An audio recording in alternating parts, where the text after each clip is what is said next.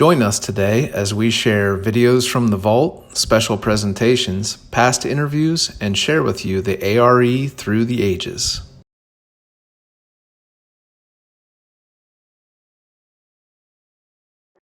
Hello, this is Kevin Todeschi, and welcome to this webinar tonight on Edgar Cayce on the future. It's my privilege to be here with you. I'm very excited about sharing this information with you. Just as some background information, I have been involved in the Cayce material since 1975, and three things really got me interested early on. One was I had a problem with allergies, and probably many of you have heard me talk about this before, but I used to get 6 allergy shots a week, and the Cayce information really helped me stop doing that. In fact, I don't even take allergy pills anymore. So allergies was one of the tugs really that got me involved. Another one was I joined fairly young. I was in college, a Search for God study group, and that group met in Colorado, and I formed some lifelong friendships with people in that group. And that group really helped to transform my life. That's the first study group and other study groups since then. But the first study group was really very important to me. And the third thing that really got me at least interested in searching more in the material was some of the Edgar Cayce material on Earth changes. And I have to admit, early on, I read the books like Edgar Cayce, The Sleeping Prophet, books like We Are the Earthquake Generation, other kinds of books that seem to include prophecies about what Edgar Cayce had to say about the future.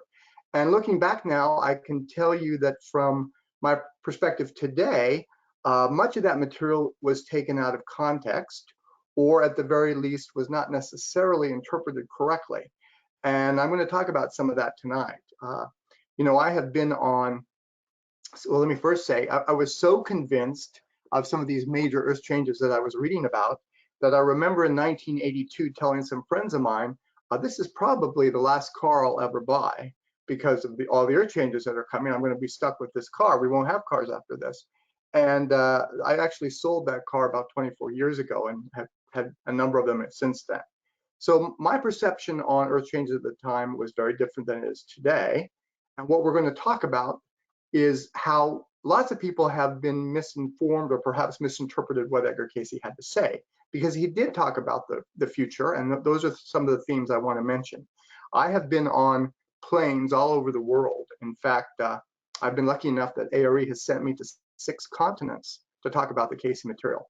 And very often I'll be on a plane and someone will say, where are you from? Virginia Beach. Edgar Cayce. You would be surprised at how often that comes up.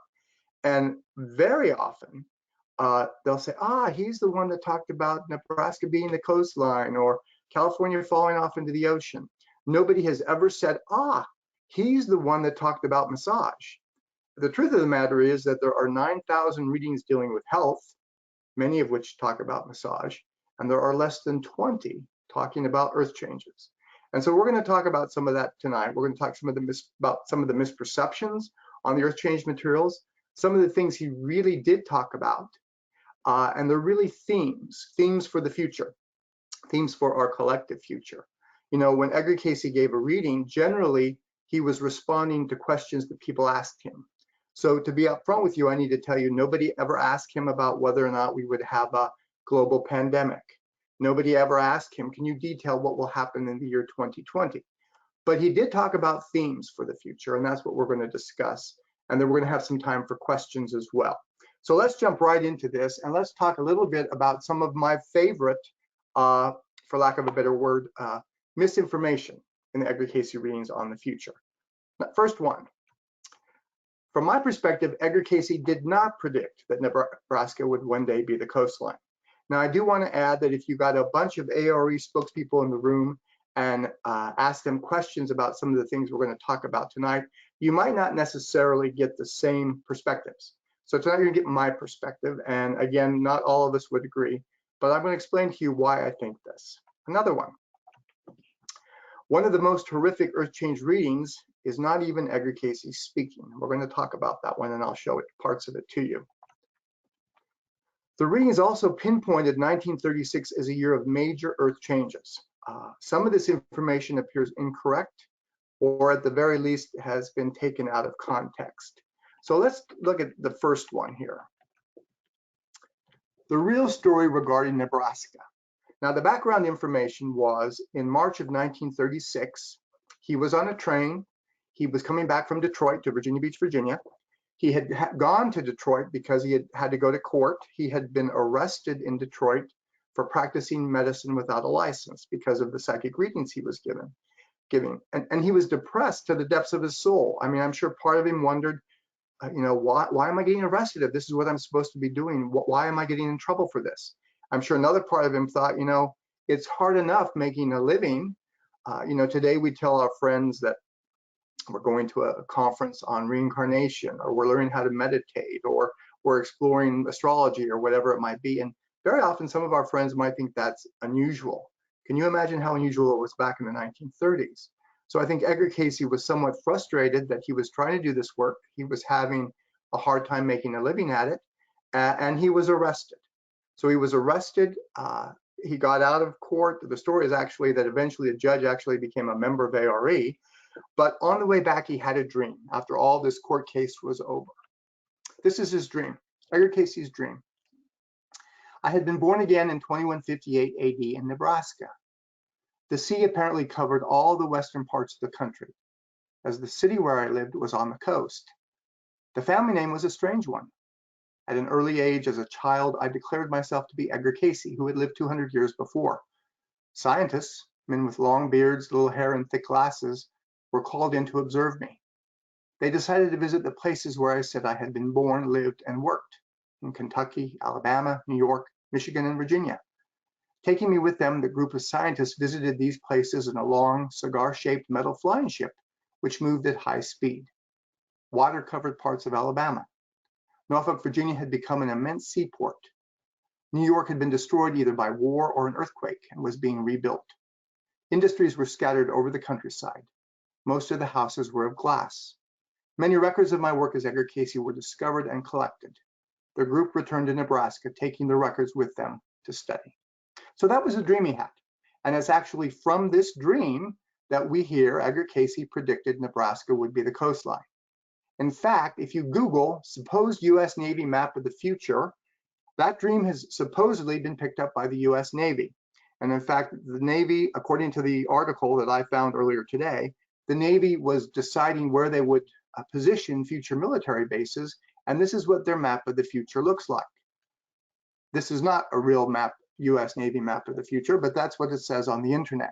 And as you can see, Nebraska is part of the West Coast.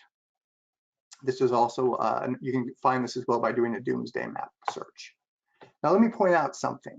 For Nebraska to become part of the West Coast, elevations of between 4,000 and 10,000 feet, in other words, the Rocky Mountains, would have to become submerged. So elevations of 4,000 to 10,000 feet would have to become submerged. Ironically, if you look at the other coast, Florida, there are portions that are less than 100 feet above sea level and still have not submerged in this diagram. And over here, to make it even more interesting, for some reason, the US Navy thinks we're going to have Atlantis up as well. So again, this is not a US Navy map of the future. That's what it's labeled like on the internet. The originations of this map actually can be traced back to Edgar Cayce's dream. So we had this dream, and later on, he actually gave a reading on the dream. And most often when you hear about the dream, you don't actually see the reading. But here's the reading he gave on that dream.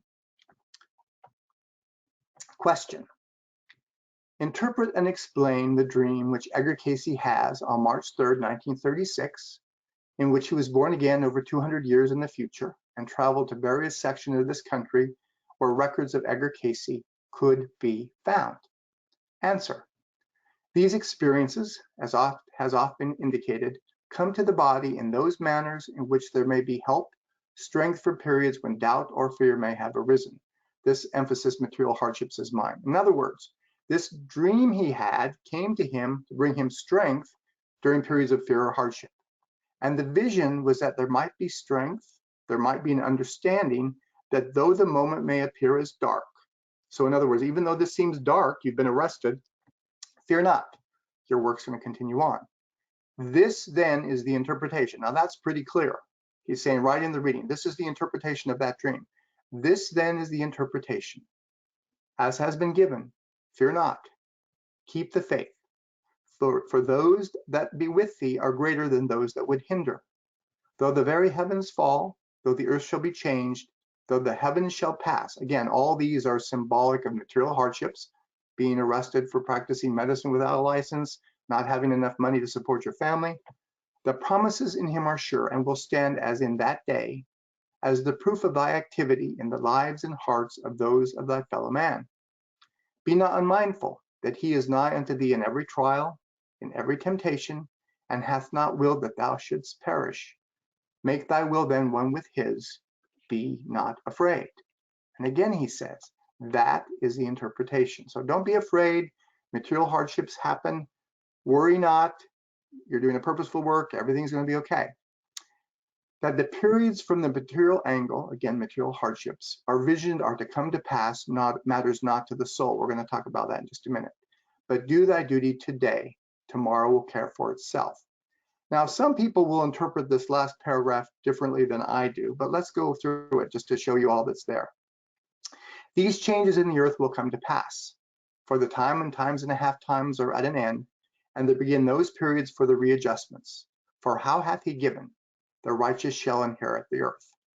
Now, when he says these changes in the earth will come to pass, some will say, he's saying that Nebraska will be the coastline. What I'm suggesting is he's saying these material hardships that he's outlined through this whole reading, and in fact twice said, this is the interpretation, will come to pass. In other words, all of us will have material hardships in our life in order for us to tune into our spiritual nature. He even goes on to quote from Revelations. Here's Revelations 12:15.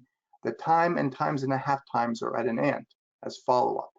The whole book of Revelations is really about how our lower self is at an ongoing war, let's say, challenge with our higher self, and eventually the higher self wins supreme. And those challenges generally happen here in the earth, our material hardships. So from my perspective, this whole dream was trying to tell him, worry not, your work will survive. Even though you've been arrested for practicing medicine without a license, even though you don't have enough money sometimes, your work is important and will survive. Okay, that's the first one. Another one of the most horrific earth change readings is number 3976-15.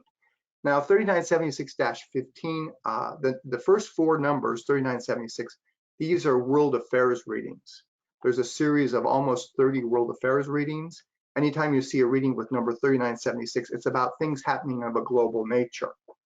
And there's some interesting information about this world affairs readings that I'm going to tell you.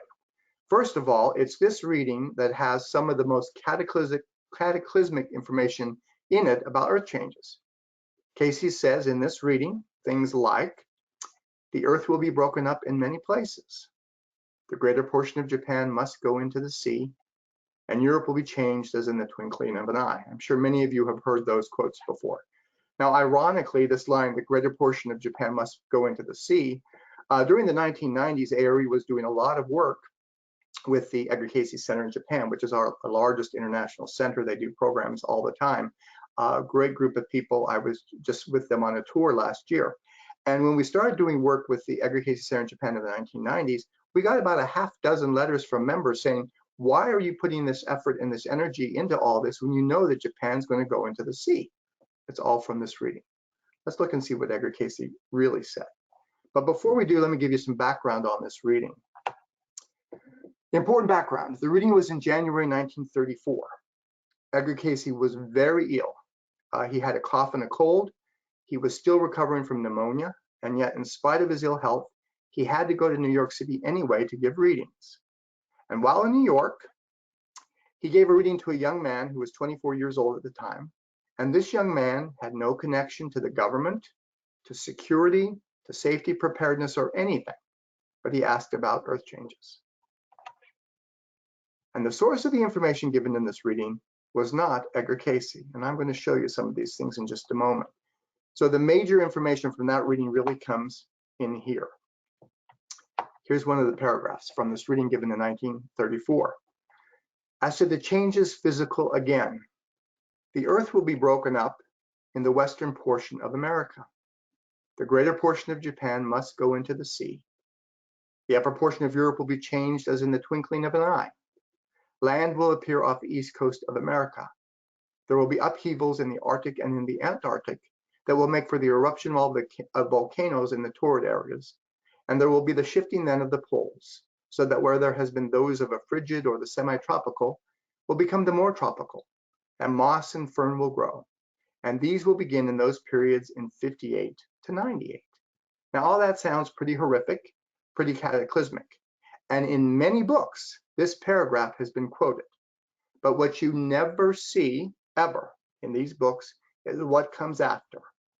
After finishing this statement, this is what the voice there, sleeping Edgar Cayce, said. I, Hilelio, have spoken. Now, Hilelio was a character that showed up on about a dozen different occasions. Most often when Edgar Cayce gave a reading, it was Edgar Cayce speaking, it was Edgar Cayce giving the information. But on a number of different occasions, somebody else showed up. In this occasion, it was Hilelio. Now, not in this reading, but in another reading, they asked him, because Hilelio had showed up a number of times, they asked him to identify, well, who is Hilelio? This is how Hilelio described himself in another reading. One who has made the ways that have been heavy, but as the means for the understanding. In other words, things that are challenging to go through, but can help change our human consciousness. In other words, Hilelio is somehow associated with karma. He's an angel or archangel of karma. Now, I don't know about you, but if I was getting readings on earth changes, I think I would pick a higher source than the archangel of karma. In this very same reading, a little while later, Hilelio goes on to say, the earth will be broken up in many places. The early portion will see a change in the physical aspect of the west coast of America. There will be open waters appear in the northern portions of Greenland. There will be new lands seen off the Caribbean Sea. South America shall be shaken from the uppermost portion to the end. Now that quote has also been in books on earth changes, but what you never see is the question. There's actually a question that comes before this quote. This is the question that was asked. What are the world changes to come this year physically? Remember, the reading was given in 1934, and this was the answer. So again, my sense is, number one, this was not Edgar Cayce speaking. He was not at his best giving this reading.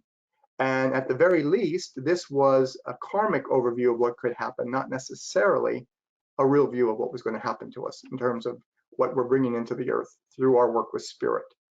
Let's go on and look at one more thing that is misinformation. There are a number of readings that talk about the fact that 1936 will have major earth changes. I picked out a few here, just short quotes to show you. This was a reading given to a 30-year-old commercial railroad agent. He was very anxious about his job, his career.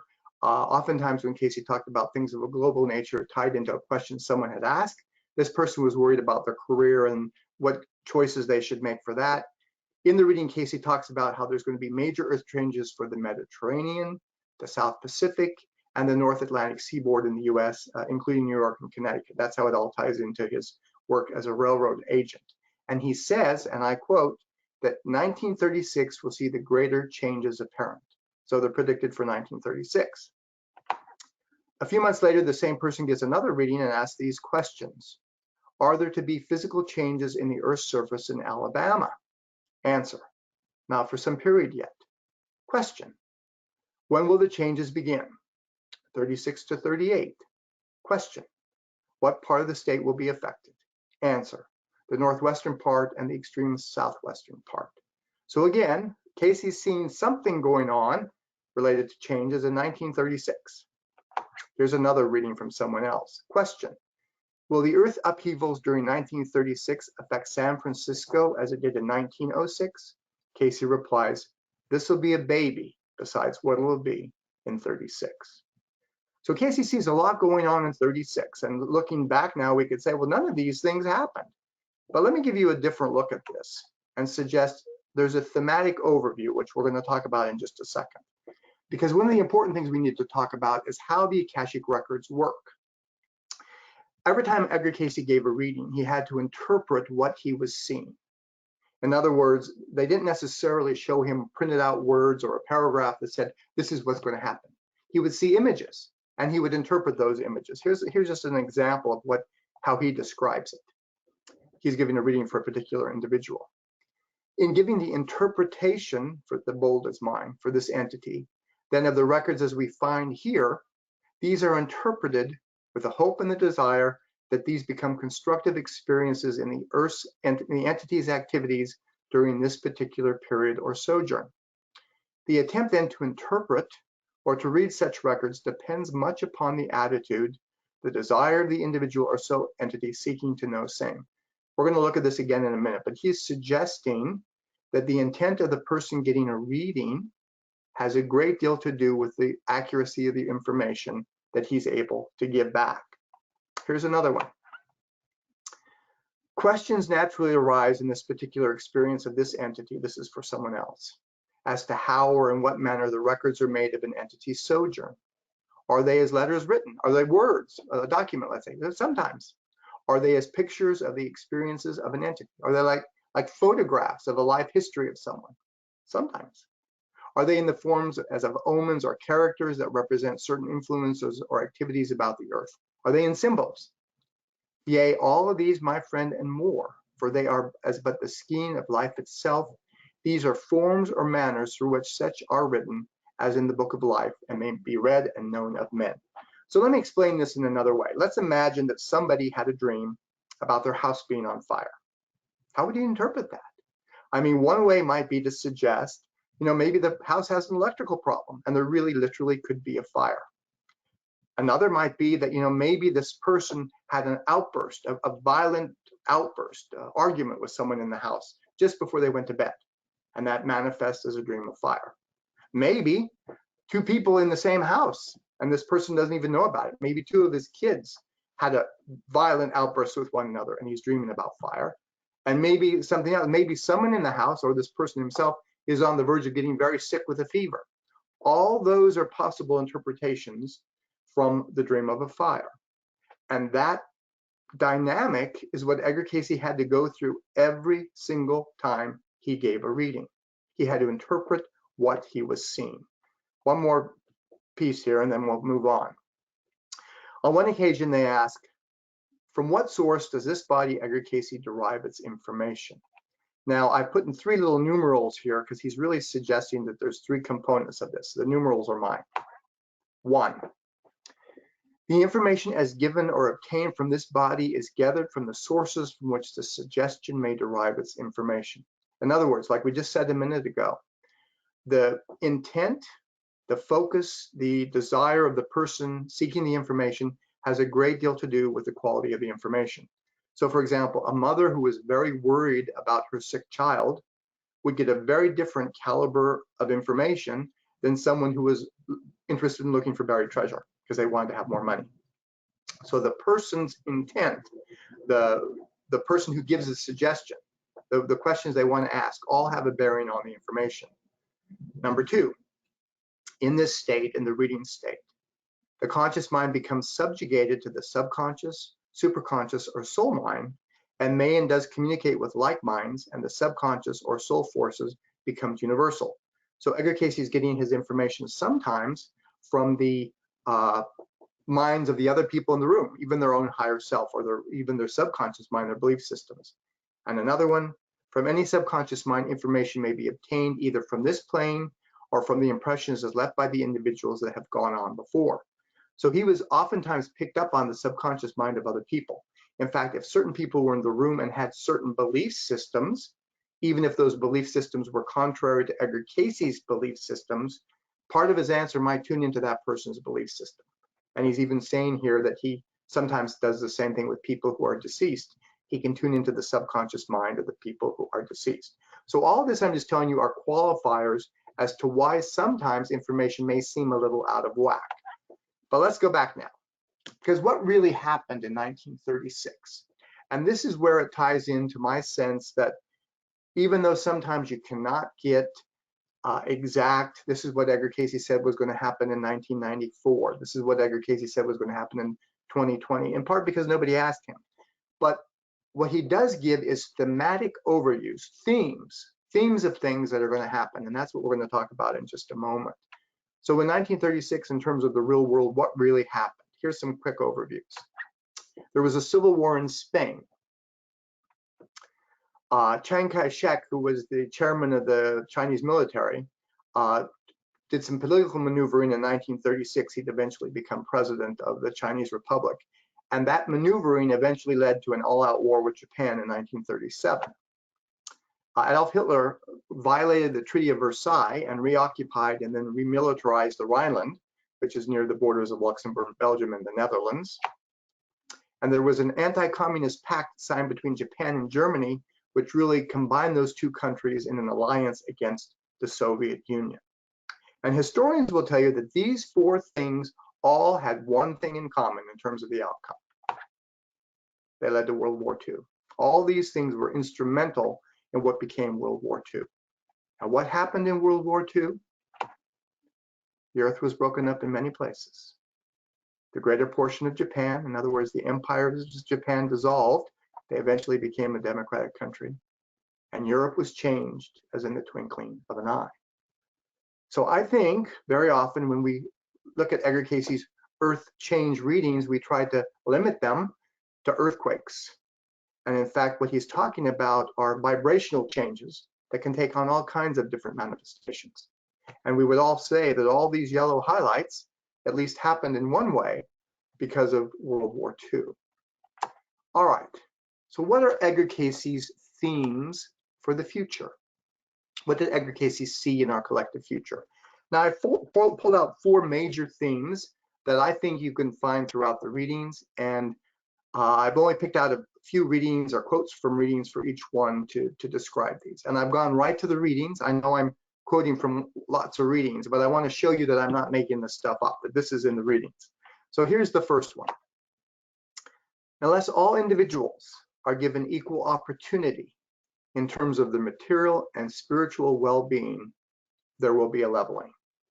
Now, I think what he means in terms of a leveling is some kind of equalizer, and where we realize that certain people have more disadvantages than other people, and that we need to make that right. And you know, you only have to watch the news for so long right now in terms of the coronavirus to see that the coronavirus is not affecting all people and all countries equally, that there are people who are much more impoverished and having a harder time, or lower down on the economic chain and having a harder time. Edgar Cayce would say this is the very kind of thing that eventually is going to lead to a leveling. Now, what I want to suggest is each of these themes, from the perspective of the Edgar Cayce readings, is a destiny. It's going to happen. Our free will comes in, and that we can decide how it happens. Do we have a hand in making this happen, or is it going to be forced upon us, in other words? These are all themes for the future that Cayce would say are going to happen. So where do we get this idea of a leveling? Oh, this is actually from Scripture. The line that God is no respecter of persons suggests that God loves each and every one of us equally and wants the best for each and every one of us. I sometimes joke that, well, maybe God loves so-and-so because God doesn't have to work with that person. But whatever the reason, God loves each of us the same. And that's really what Cayce is suggesting, that because of that, because the divine is no respecter of persons, eventually there will be a leveling. So here's the readings. Again, another 3976 reading. This is a World Affairs reading. This was a reading given for the 7th Annual Congress. We have a membership Congress every year, and some of our listeners tonight will be delighted to learn. If you've never been to Congress, this year all of Congress will be online. So if you just go to our events page, you can sign up for all of Congress. It's a Tuesday through Friday, I believe, and you can watch everything from home. And it's a great opportunity to hear what's going on at A.R.E. and meet other people. But anyway, every year at Congress, when Edgar Cayce was alive, he would get a reading for the Congress participants or ask about a lecture that he wanted to give the Congress participants. And this is one of those Congress readings. Cayce says, and all the bold in these readings are bold I've entered, a new order of conditions is to arise, that there may be many a purging in high places as well as low, that there must be the greater consideration of each individual, each soul being his brother's keeper. There will then come about those circumstances in the political, the economic, and the whole relationships where there will be a leveling or a greater comprehension of this need. So do you see, he's actually giving us the choice right there. There's either going to be a leveling or an understanding that we need to help create equality for everyone. For as the time or the period draws near for these changes that come with the new order, It behooves all of those who have an ideal as individuals, as well as groups or societies or organizations, to be a practicing, applying same in their experience and their relationships as one to another. All too often has this message been forgotten in the pulpits and in the organizations, not only in the national relationships, but in the international relationships. In other words, he's suggesting that the whole world is our equal, not just people in the United States, not just people in one country or another, that the whole world is equal.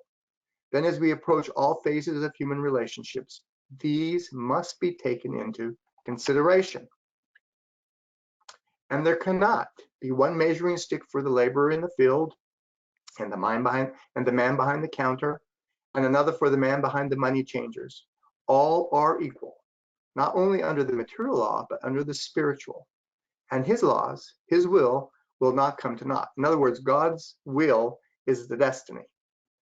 There may come those periods when there will be great stress as brother rises against brother, as group or sect or race rises against race, yet the leveling must come. In thy dealings then, whether at home, in thy dealings with state or the national situations or the international affairs, there must come all under that purpose, that desire. And one more brief reading just to show this question. This was another world affairs reading later on. Will it be possible to maintain a fair standard of living for our own people while helping to raise economic standards in other parts of the world? Answer: not only must it be possible, it must be done if there will be any lasting peace, but it must begin in the hearts and minds of individuals. For it is as just given as the vital cells of the body, when they have rebelled and caused sufficient others to do likewise, destruction sets in. In other words, unless there's a leveling, an equality, a way that everyone can experience both spiritual and material plenty, there will be challenges, uprisings within the human body, within the body human, the world as a whole. So that's really his first thing, that there will be a leveling. The second thing, we are responsible for one another, and we'll eventually learn to take on that responsibility. I am my brother's and my sister's keeper. You know, this reminds me of a kind of a humorous story I told my study group one year. This is 2 or 3 years ago. And I'll just tell you the story because it really had an impact on me at the time. Every time around Christmas, you know, study groups do these disciplines or these homework assignments that they try to do every day. And every time around Christmas, I take one on myself. And although throughout much of the year, if I see someone who needs money or someone asks me for money, oftentimes I'll try to help out. I don't consistently do it, I have to say. But around Christmas, I actually say a prayer and I say, God, if there's someone who needs my financial help, send them my way and I'll do what I can. And I had just said that prayer one day. And during my lunch break from work, I went to the bank and I was going to write a check. And I wrote the check for $200 because it was to take my family out to dinner and then extra money for the Christmas holiday break. $200, which, you know, is a good sum. So I go into the bank and I had just said this prayer: God, if somebody needs help financially, just let me know. So I'm standing there writing the check, and 2 tellers over, there's a younger guy, probably not 30, and he walks into the teller and she says, how are you doing today? And he says, I don't know what I'm going to do. I don't have enough money for rent. And he says it really loud, and I heard it, and I had just said that prayer. Well, you know, I had to be sure. I thought, God, are you telling me you want me to give the money to this guy here? This guy I don't even know? That's a lot of money. So I said in my head, I guess, testing, I said, God, if you're really serious, if you really want me to give money to this guy, you need to tell me somehow. I need to know for sure. So I got my money and I turned to leave. And as soon as I turned to leave, this guy looked over at me and he says, and I quote again, I don't know what I'm going to do this month. I don't have enough money for rent. So I followed him out to the parking lot and I gave him the envelope and I said, I think this is for you. So the point here is that Cayce would say, and you're going to see this in just a moment, that we are responsible individually for anyone we come across who is in need. And that's really how he describes our brothers and sisters keeper. Let's look at the readings here for just a moment. Again, another world affairs reading given on the topic of present world conditions. Cayce says, with the present conditions then that exist, these have all come to that place in the development of the human family where there must be a reckoning, a one point upon which all may agree, that out of all this turmoil that has arisen from the social life, racial differences, the outlook upon the relationship of man to the creative forces or his God, and his relationships one with another, must come to some common basis upon which all may agree. So he's saying we must have some kind of common theme or ideal that we can all agree to as a human family. He then goes on to say, you say at once, such a thing is impractical, impossible. What has caused the present conditions? He's here talking about the depression. Not alone at home, but abroad. It is that realization that was asked some thousands of years ago, where is thy brother? His blood cries to me from the ground. Let me explain that to those who don't know. In the Old Testament, there's the story of Cain and Abel. Cain becomes jealous of Abel and eventually kills his brother. And once he kills his brother, he hears God's voice saying, where is your brother? His blood cries to me from the ground. And let me finish the sentence and then explain what he's saying. And the other portion of the world is answering, am I my brother's keeper? What Cayce is saying here, what has caused the present conditions, not alone but abroad, is the realization that was asked some thousands of years ago, where is thy brother? His blood cries to me from the ground. In other words, he's saying that much of what's going wrong in the world then and now is that lots of the world is in a disadvantaged place. They've been placed in a disadvantaged place by the country they're in or by people around them. And the rest of the world is ignoring that. He's saying, and the other portion of the world is answering, am I my brother's keeper? In other words, are we responsible here in the United States for what's happening in other countries?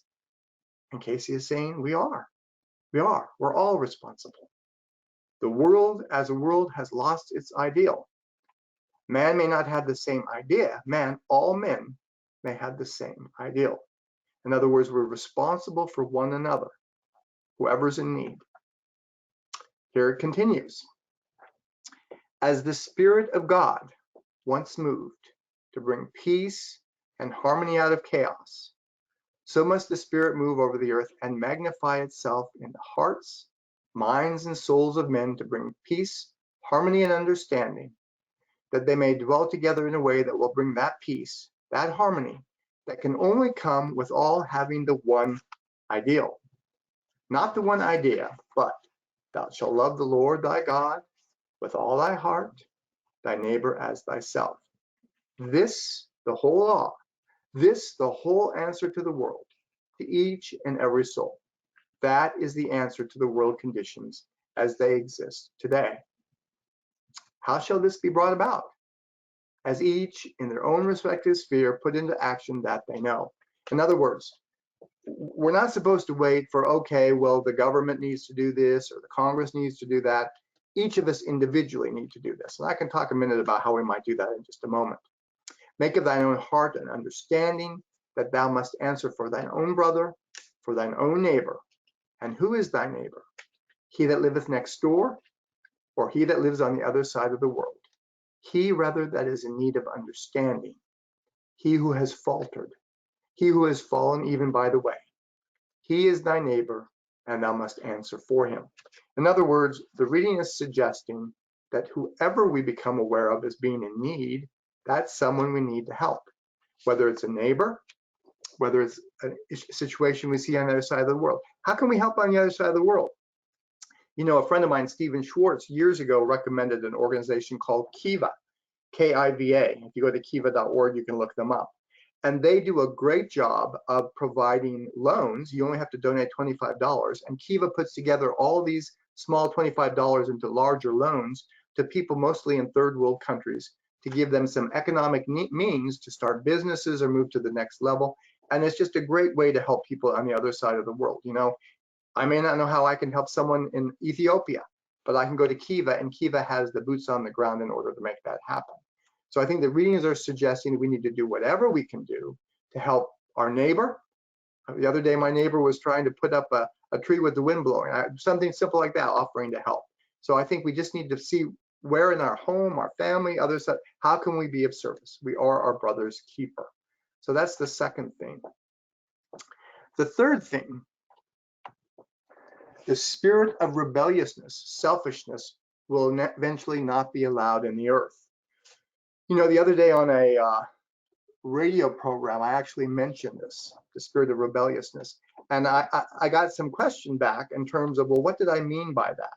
So I thought about that, and let me give you some indicators of what I think selfishness Cayce's talking about, and then we'll look at some of the readings. Selfishness comes into play most often whenever I think my rights, my needs, my desires, my hopes, my dreams are more important than anyone else's. And it manifests in lots of different ways. It manifests in the grocery store now when the sign says, you know, please wear a face mask. And someone decides, I don't want to wear a face mask. It's my right. I don't want to wear a face mask. That's selfishness. It manifests when people think, you know, it's my right to have all kinds of guns. That's selfishness. If there are people who are harmed by those guns, we need to decide, you know, we're probably not wise enough to have semi-automatic guns in this country. Sure, we can have handguns, that's not a problem. But who needs a semi-automatic? That's selfishness. So Cayce is suggesting that the spirit of rebelliousness, selfishness, will eventually be banished from the earth. And we're going to see how that manifests in just a minute. Here's some readings that talk about how this plays out. So this first reading is one of the study group readings. Whenever you see a reading number 262, it's a study group reading. And the first study group was studying the lesson on spirit, trying to understand how spirit manifests in the earth. Let me digress just a moment and say, how do you think God in spirit impacts things physical? And the answer really is through us, that God in spirit impacts things physical through us. And that's really what the Search for God chapter on cooperation is all about. But here's some information on the lesson on spirit. For the Spirit of God moved, and that which is in matter came into being, for the opportunities of his associates, his companions, his sons, his daughters, these are ever spoken of as one. In other words, all of us are a part of God. We're all part of the divine. Each and every one of us has that divine spirit inside of us. We don't always see that manifested, but as children of the one God, we all have that same divine spirit. Then there came that is sought for self-indulgence, self-glorification, and there was the beginning of warring among themselves for activity, still in spirit. What he's saying is that even in spirit, once these spiritual beings, us, got free will, there was warring amongst ourselves. About what? Well, it suggests here that some of us thought, well, yeah, even though we're all equal, some of us feel a little more equal than others. We're just a little bit better maybe, or we're just a little bit more equal. So he's suggesting that that's what the warring really came into being. Then what was the spirit that moved that made rebellion? What spirit created the spirit of rebellion? The spirit of God or the spirit of self? This becomes self-evident even when we look about us in our own experience day by day. They that have the spirit of God have the spirit of truth, have the spirit of Christ, have the spirit of construction. They that have the spirit of rebellion have the spirit of hate, the spirit of confusion, and seek self-glory rather than peace, harmony, and understanding. Then what is the spirit of rebellion? What is the spirit of hate? What is the spirit of self-indulgence? What is the spirit that makes men afraid? Selfishness. So, like as I said earlier, anything that has to do with placing self or self's desires or self's needs or self's worries or anxieties above others is tied to selfishness. He goes on to say, allowed yes of the Father. In other words, God does not take away our free will. For as given, he has not willed that souls should perish, but that each soul should know the truth. And the truth would make us free. Free of what? Selfishness. Hence rebellion and hate and selfishness must be wiped away. And with it will go sorrows, tears, and sadness. For only good shall rule. Where will you be? In other words, when the time comes that selfishness is banished from the earth, where will we be? Are we going to be in the earth, living in spirit, or are we going to be forbidden from incarnating in the earth? And I'll show you what Cayce says about that in just a moment. Why is this not? For some reason, I just stopped. Oh, I may have to come to this slide again. I don't know why I did that. Where will we be? Okay, there we are. Okay, another reading. This was a reading given, life reading given to a 26-year-old dairy farmer. Leave aside then those things that would easily beset, knowing thy purpose and thy ideal physically, mentally, and spiritually. Know that all that takes place or that takes form in the mind is prompted either by the spirit of truth or the spirit of rebellion. Which will we choose? In other words, he's saying everything we see manifested in the earth, as well as every idea that goes through our head, is either manifested by the spirit of truth or the spirit of rebellion. I remember years ago hearing a speaker at an A.R.E. conference. I was there in the main auditorium, and someone asked the speaker about, well, what happens, sometimes a stray thought comes into our head, and how can we be responsible for a stray thought that comes into our head, whether it's a dirty thought or a bad thought about someone else or whatever? And the answer was very insightful. And the speaker said, if you imagine a thought as like a bird, there may be a difference between letting a bird fly over your head, just seeing it go past, or letting it build a nest in your head, something you think about over and over and over and over again. So again, Cayce is saying that even thoughts, both thoughts and deeds, are either prompted by the spirit of truth or the spirit of rebellion. We constantly need to choose. Now, this is a whole lecture in itself. In fact, Peter Woodbury gave a webinar a few weeks ago on the topic of the Revelation. But in this book of Revelation, which the prayer group studied for years, there's a Glad Helpers prayer group in Virginia Beach that still meets. They had a series of 23 readings over a period of more than 10 years on the book of Revelation. And they asked Cayce about this line in Revelations 22, where it says that Satan will be bound for 1,000 years.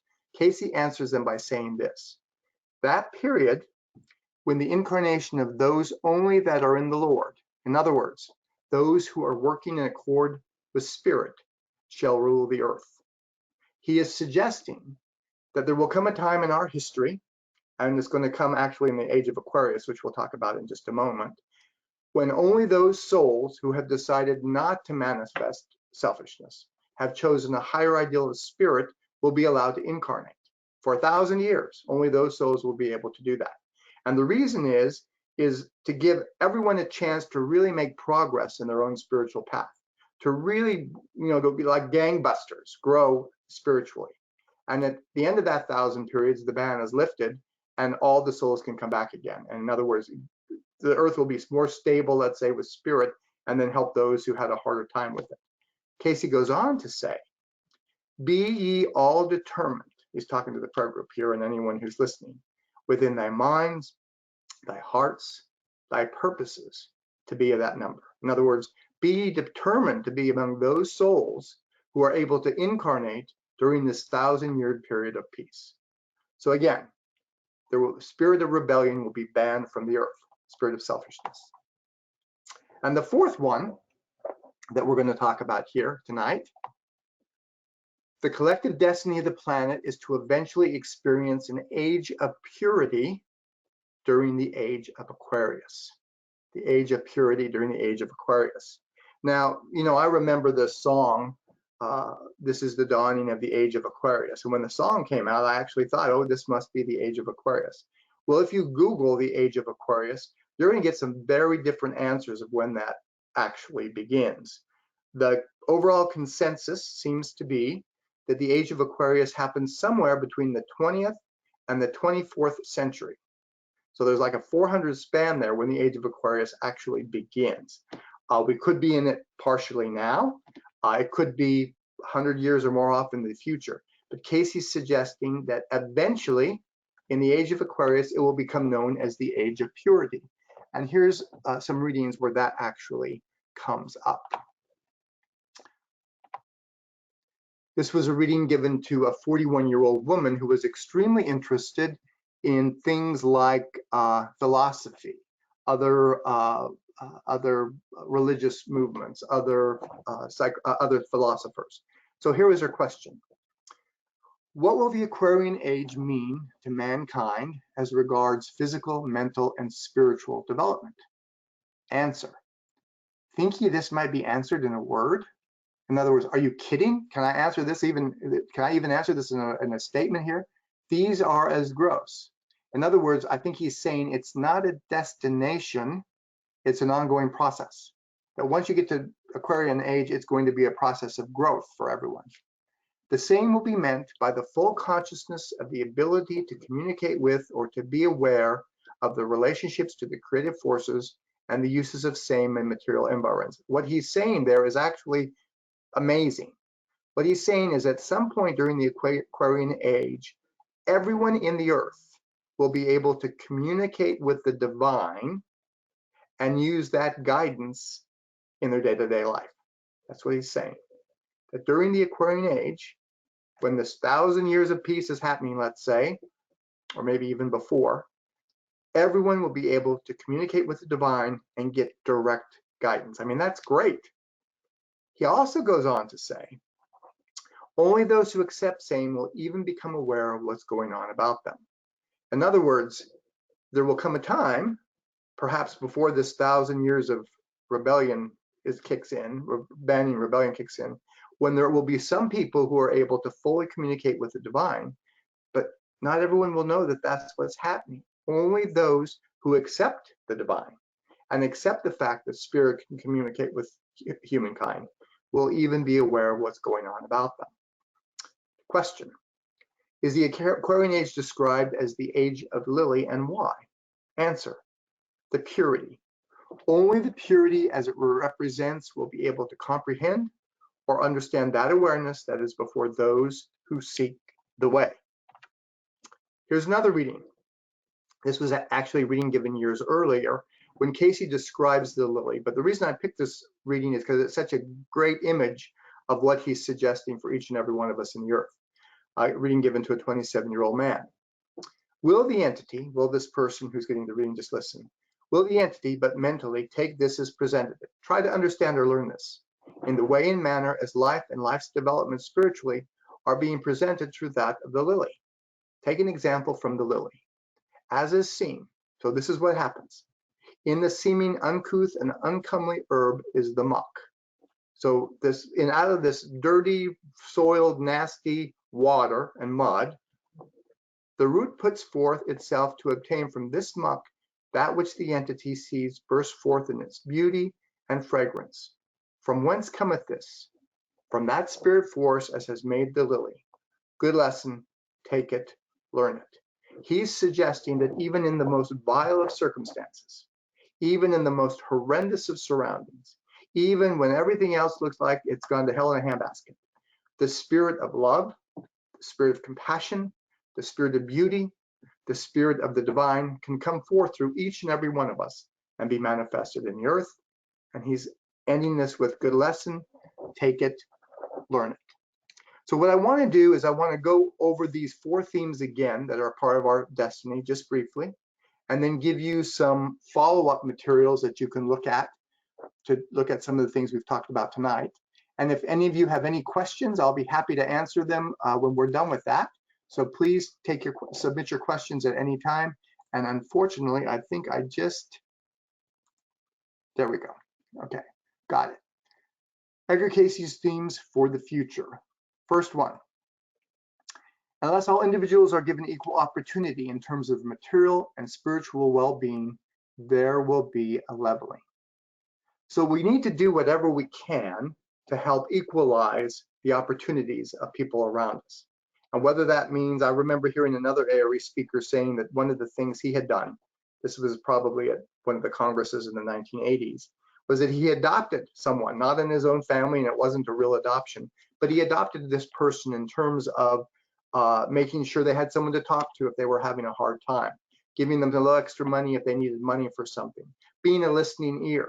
So I think Cayce's suggesting that we need to look out for people who are less fortunate than us and see how we could be of help to them, both material and spiritually.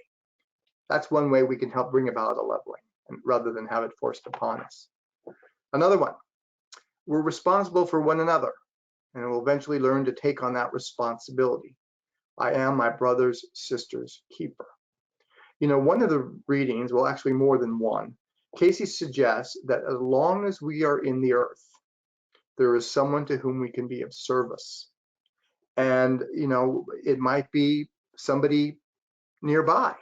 If we're in a nursing home, let's say, who can we be of service to? You might be a listening ear to one of the people who works there. You just don't know. So as long as we are in the earth, there's someone to whom we can be of service. There's someone we can help be responsible for. I am my brother's, sister's keeper. Just look around. You'll find somebody. The spirit of rebelliousness, selfishness will eventually not be allowed in the earth. We really need to overcome our propensity to think about me first. We need to realize that everything that's lent to us, in fact, there's other readings that talk about to us, but is really God's property. And what we need to do is figure out what we can do with what's given to us, take care of our own families, but then what can we do to help other people as well? What can we do to help other people? And that helps overcome our propensity to selfishness. And then the destiny of this planet is to eventually experience an age of purity during the age of Aquarius. Now, I'm pretty certain this is going to be a ways off. It's not going to happen the next 10, 15 years, I'm sure of it. But I think that some of the things he talked about in terms of the age of Aquarius, the age of purity, which are our ability to communicate with the divine, he also talked about our responsibility to one another. He also talked about global connectedness in ways that we really didn't talk about tonight. But that's become so commonplace with things like the internet and things happening on one side of the world, and instantaneously we hear about it on this side. And these are things that even my grandparents' generation never had as a part of their upbringing. These are the four themes that Edgar Cayce really talked about the future. These themes are going to happen, and the challenge for each and every one of us is to do what we can individually to make them happen. That's what Edgar Cayce would suggest. Now, if you're interested in more information along these topics, here's some of the things you can actually find on our website. There's been 2 previous programs that talked a little bit about prophecies, upcoming prophecies. John Van Auken did a great job that you can go and find that webinar on prophecies.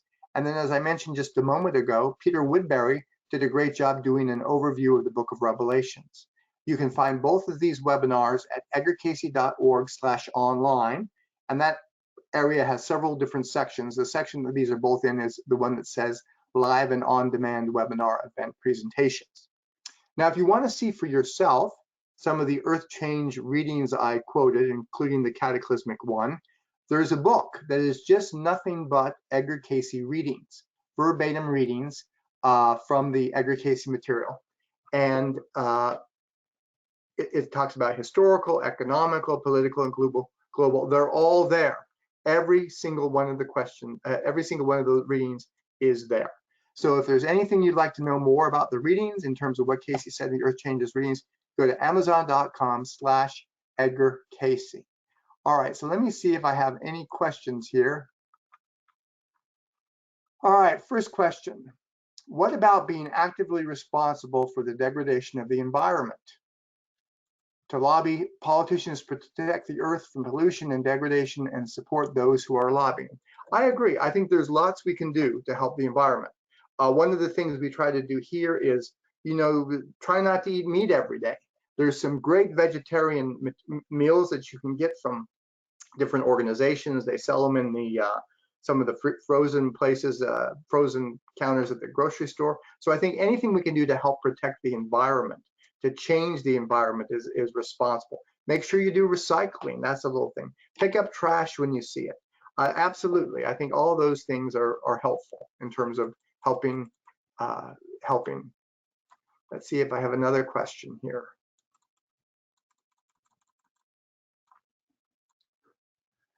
Okay.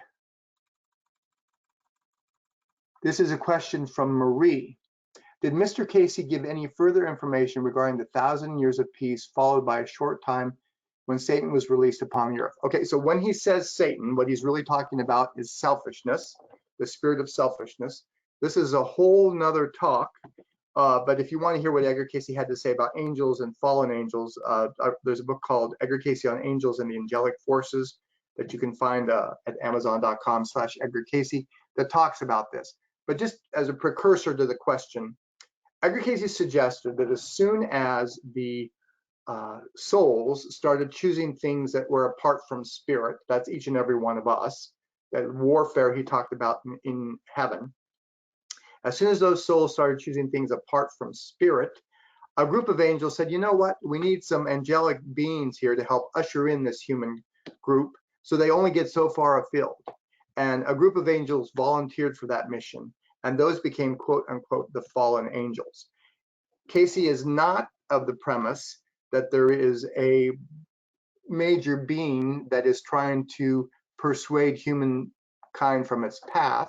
It's instead that each of us as individuals choose things apart from spirit, and that rebellious spirit is called sin or selfishness or whatever.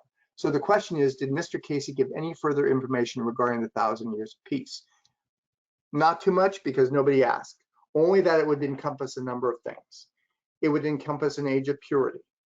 It would be a time when we all were able to progress spiritually in ways that probably we can't even imagine.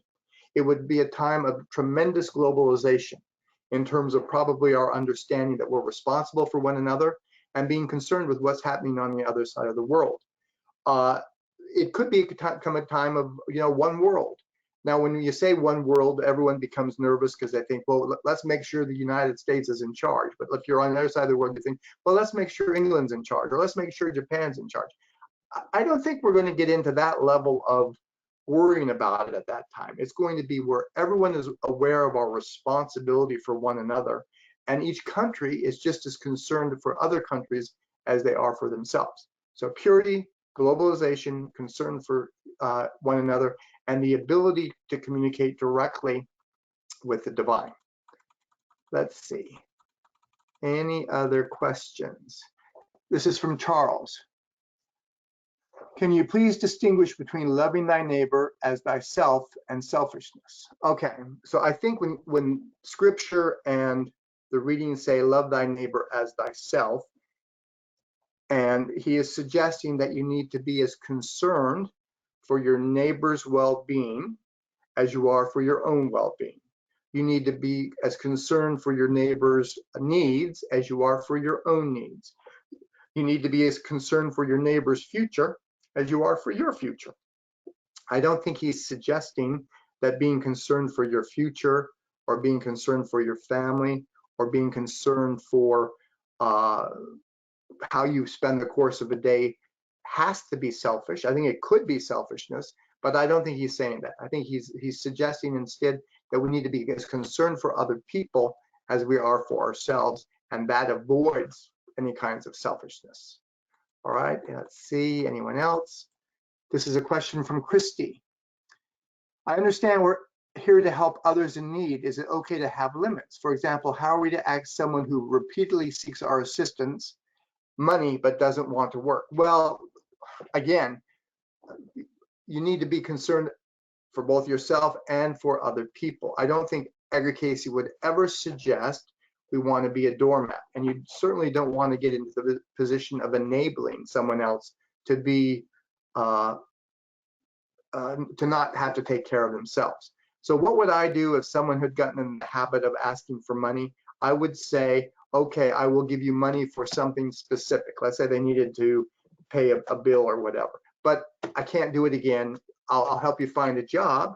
I'll help you look through the papers. What work are you interested in? Or maybe you say, instead of helping you with money this time, I'm going to help you find work. So you can still give them help, but not necessarily the help they think they need. I think that's probably what Cayce would suggest. Give them help, but not necessarily the help they think they need.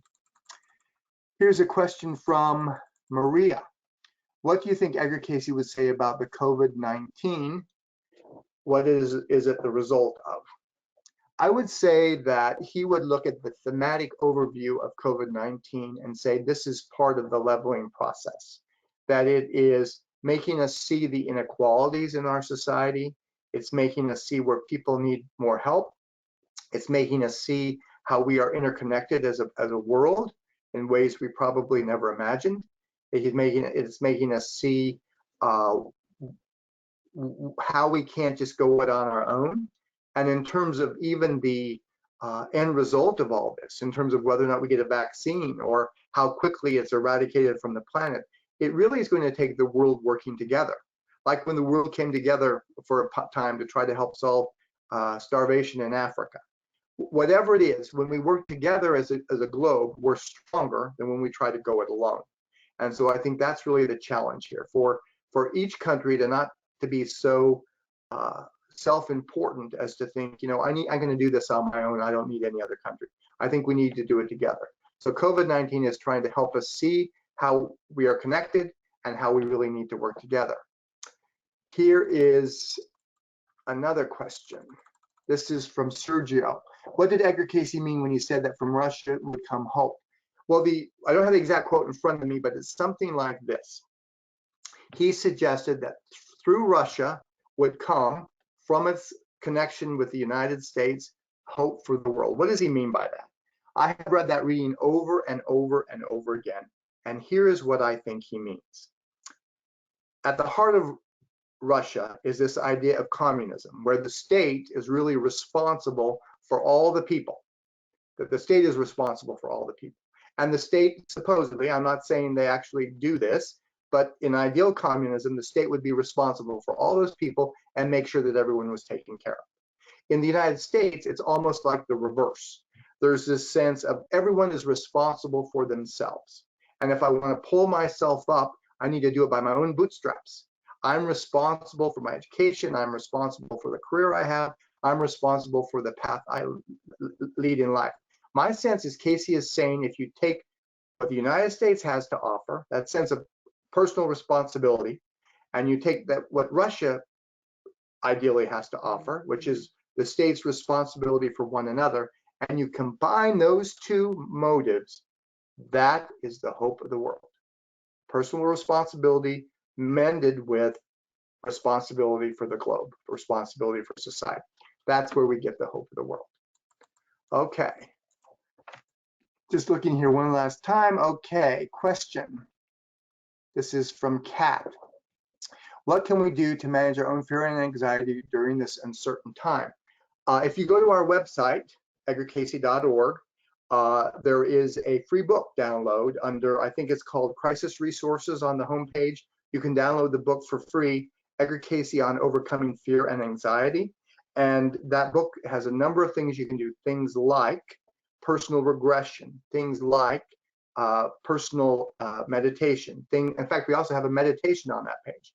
Things like being of service to other people, and ways you can overcome all our fear and anxiety. Go to the homepage and you can download that book for free.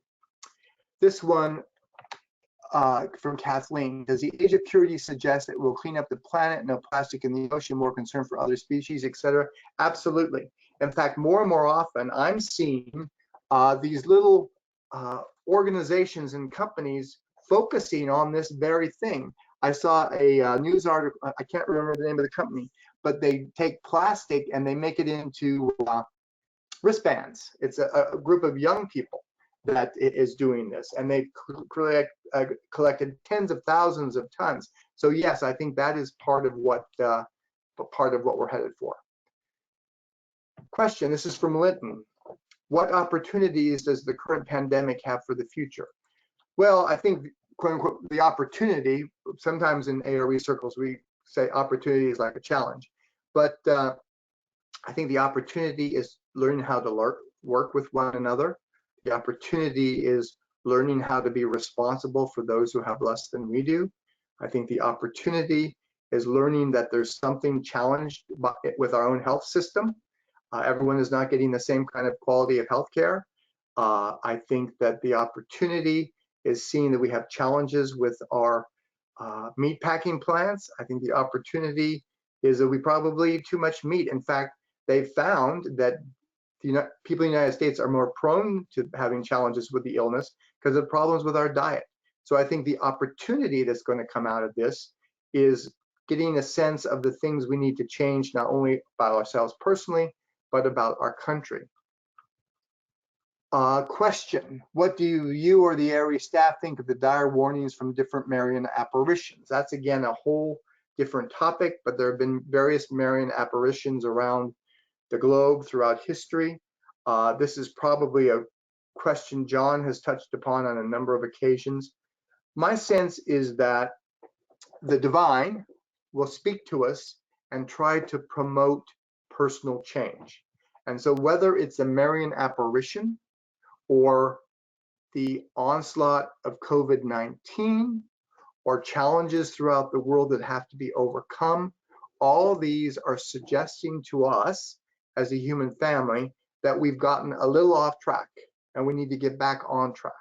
We need to do things that are more in accord with spirit. We need to do things that are more in accord with the themes that I've mentioned here tonight, being our brother's keeper. I think that some of us, and I include myself in this early on, some of us kind of thought, someday there's going to be all these earth changes and then we'll be able to just pick up the pieces and start over again. My sense is that we're going to need to transform the earth ourselves. God is not going to wipe the slate clean and help us and let us start over. We're going to need to transform the world ourselves. And I think that's what the message is from Marian apparitions ultimately. That's what the message is from things like COVID-19. That's what the message is from all these inequalities we see around us. Question. I don't sure understand the question. It says now, in this time when we want to help, how can we prepare? Is there a prayer to focus our intention? It can feel like you're trying to help, but taking of your family is on your mind. But I think helping your family is on your mind. What can we do to protect everyone who's involved? Well, I think we need to remember that each of us is a soul that came into the earth at this time for a particular reason, with a particular understanding of what's going on. And whether that soul is 90 or 100, or a newborn, or 5, or a teenager, ultimately this soul is a soul who understood what was going on, and they're here with their own lessons and own things to deal with. That said, I think that the prayer we can use is, God, what would you have me do today? That's one of my favorite prayers every morning. God, what would you have me do today? Or when you go to sleep, God, what would you have me do? And then also pray that somehow the spirit of the Creator can come through you and help those who are in need. So just be open to being used as a channel of the divine in your daily life. Question. Do you think the souls entering the plane now are gifted in leading us toward the new age? I think that there are, in every age, souls who have a mission to lead other souls to move to where they need to go. And so, yes, I do think there are souls who are coming in who have it in their mind that they're going to be of help. I also think that there are souls coming in who have a sense that, if I'm going to rebel, I better do it now, because at some point I'm not going to be able to. So I think it's a mix. I don't think every soul coming into the earth has a higher ideal, but I do think there are souls who are here to help us. Question. If we change our collective karma, will prophecies change? Will the future change? Does the age of purity, which is well beyond our present lives, reflect a change of karma in humanity? Well, ultimately, this is another lecture. Karma is only memory. Cayce would say that we have karmic experiences, which are really memory. And the purpose of karma is really to change our consciousness. So we have an experience, let's say I have an experience with someone I'm challenged by. Over and over and over and over again, I'm challenged by this person. And my need is I need to change my consciousness with my relationship with my person. Our karma is not that we keep going through the same thing over and over and over again ad infinitum, and it's just my karma to have to deal with it. My karma is that I need to somehow change my consciousness. I need to change my behavior. I need to change what's going on. And ultimately, and this is kind of a mind bender to think about, karma and grace have the same outcome. They both change consciousness. Karma it happens though much more gradually, much more challenged by it, much harder to get through, whereas grace is much more automatic. But ultimately, both of these are about changing consciousness. I want to thank you all for spending your time with me tonight. I hope you enjoyed the presentation. Again, I do think there are thoughts for the future. They're in the Edgar Cayce material. Thank you for your interest in this great work, and good night, and thanks again for joining us. Thank you.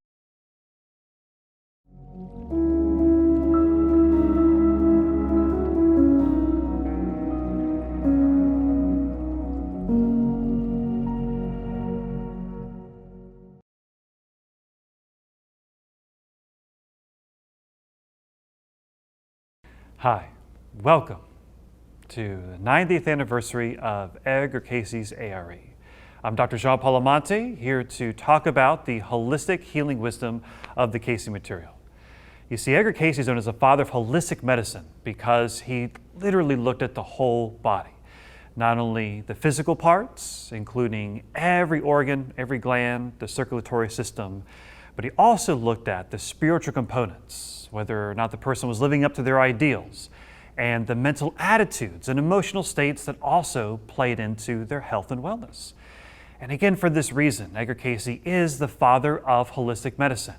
And one of my favorite statements was that spirit is the life, the mind is the builder, the physical is the result, and to first know that you are a soul.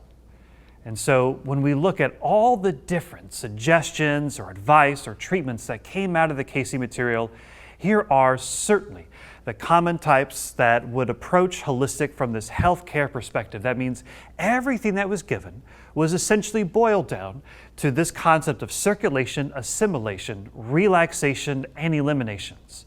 You see, the concept of C.A.R.E. or healthcare was developed by Dr. Harold J. Riley, who was one of the prominent physicians that worked very closely with Edgar Cayce, as well as many of his patients. And so in Dr. Riley's book, Healthcare Through Drugless Therapy, he really boils down all the treatments and principles into these four things. And so first and foremost was the circulation. So when looking at the physical body and the blood supply, we want to make sure that the body has everything it needs to build the proper blood supply. So things, for example, would be foods that are very high in iron, B vitamins, and certainly things like exercise or hot packs to stimulate blood flow and circulation naturally. One of my favorite suggestions was the use of American saffron tea, also to help build the blood. Now, the important thing too to remember about circulation is we also want it to flow throughout all the parts of the body. So this would include fresh circulation through your cerebral spinal fluid, as well as through your lymph fluid. Remember, the lymph system is like the sewage system of the body and clearing out all the foreign debris and metabolites. And so keeping good circulation, not only in the blood vessels, but also the spinal cord, the lymph fluid, and keeping all of this coordinated, it's another great C word, it was really one of the principal pillars of true holistic health. So the A stands for assimilation. Now the word assimilation simply means to absorb into the body. And so, right, we absorb a lot of things, right? What we eat, what we drink, but we also absorb the kind of people that we're around, right? The music that we listen to, as well as the artwork and the social gatherings that we often expose ourselves to, in terms of the conversations and all the other stimulation that comes in the body. And so remember, from a holistic perspective, we want to be very mindful of what we're assimilating physically through our foods and our waters, but also what we're assimilating mentally, emotionally, as well as spiritually. Now the R stands for relaxation.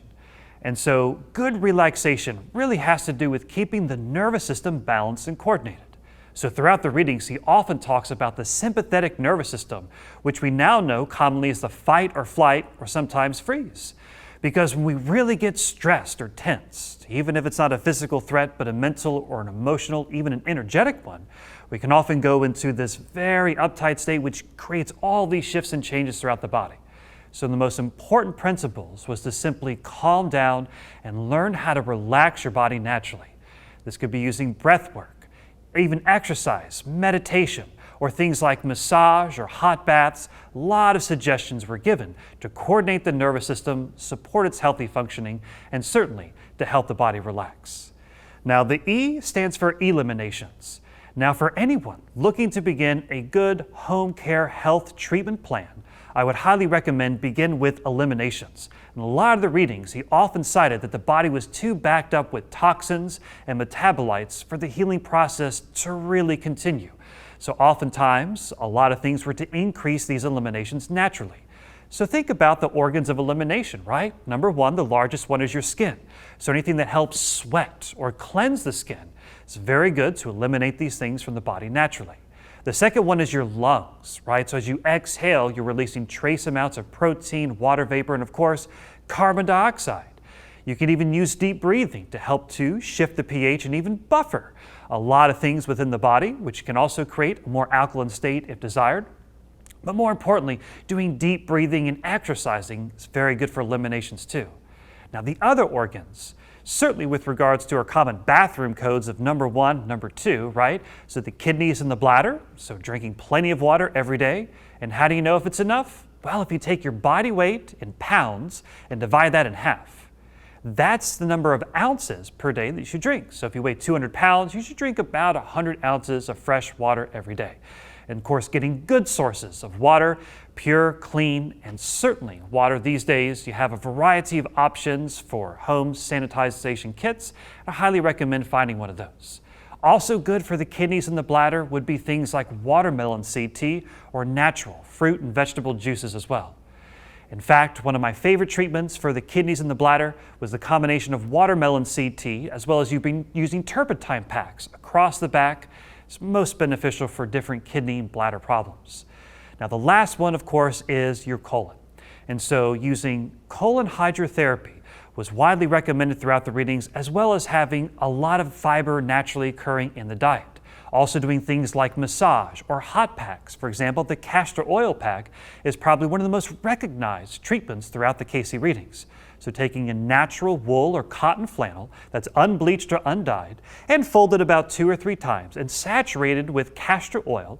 And of course, try to get organic, cold processed whenever you can. And then if you can heat that up against the body, it's most beneficial to stimulate the colon, your eliminations, and also helps with circulation in the lymph system as well. And so whenever you're doing treatments or putting together your own holistic healthcare plan, make sure you're addressing the circulation, the assimilation, relaxation, and elimination components of the body. And so we would recommend starting off with good eliminations, making sure you have good blood flow, you're absorbing good nutrients into the body, and certainly taking time to relax. So when we look at the top treatments that came out of the readings, these are some of my favorites. So first and foremost was daily meditation and or prayer, and certainly with regards to looking to your dreams. So if you have a dream journal, or you can interpret your dreams, this can give you a lot of insight into what's going on with your health. And certainly, whenever we're setting out some new goals for ourselves, we always want to make sure what is our ideal. So the key principle throughout the readings is to first know what is your ideal. And your ideal is simply your main mission statement during this phase of your life. So if you were to write out like your central goal and what your mission statement is in terms of not only that you want to be healthy, but why do you want to be healthy? Think about and literally write out how you're going to make the world a better place by having good health and vitality, and set that as your ideal. And the physical, mental, emotional, and spiritual components of your life should all support that ideal like a whole, hence holistic treatments. Now, the next one certainly is regards to the concept of movement, right? We know you got to move it or lose it. And Edgar Cayce often said that exercise is wonderful and necessary, especially in the morning when you first wake up, throughout the day in the evening time. So if you couldn't do exercise, he often recommended getting regular massage and manipulation. In fact, he said a massage once a week with peanut oil and you'll never have to worry about arthritis. And so combining manipulation with massage essentially treats all the bones and the joints of the body. So find a good chiropractor or an osteopath, even physical therapists who can do good manipulation and massage. And if you combine that together, you treat both the bones, the joints, as well as the soft tissues and the muscles. It's definitely one of my favorite. In fact, that's what I do here at the A.R.E. Health Center. So the next one is using hydrotherapy, oils, and herbal tonics. So hydrotherapy is simply water therapy. So things like hot baths where you can add in essential oils, using hot showers, and certainly many other forms of water therapy, such as drinking plentiful amounts of good water, as well as things like colon hydrotherapy were widely used. Now, oils certainly were specifically recommended. We said castor oil packs is great for your lymph, peanut oil is like food for your joints, and olive oil was another highly recommended one, not only to use on the skin for massage, but also to take internally. He recommended that small doses, like a half a teaspoon 4 times a day for 4 days of olive oil, was great for treating things like constipation. And throughout the readings, he often recommended specific herbs used in combination to make tonics, such as tonic 636, which is known as the beauty tonic, to help support the healthy growth of hair, skin, and nails. Things like tonic 545, which were recommended for everyone, certainly in the change of the seasons as a spring tonic, or things like tonic 3810, which was recommended to support eyesight, hence the name Opticate. And one of my favorites is certainly the digestive tonic number 208, which was given, certainly had things like ginger and ginseng to support natural healthy digestion. And so the next thing to talk about in Edgar Cayce's healthcare approach was the use of energetic or vibrational devices. Things such as the Radiac, Tesla's violet ray, the UV light, and the wet cell were widely recommended and used. And so these are all different forms of energy and vibration, but again, incorporating some type of energetic or electrical treatments were often used in conjunction with things like changes in the diet, as well as things like massage.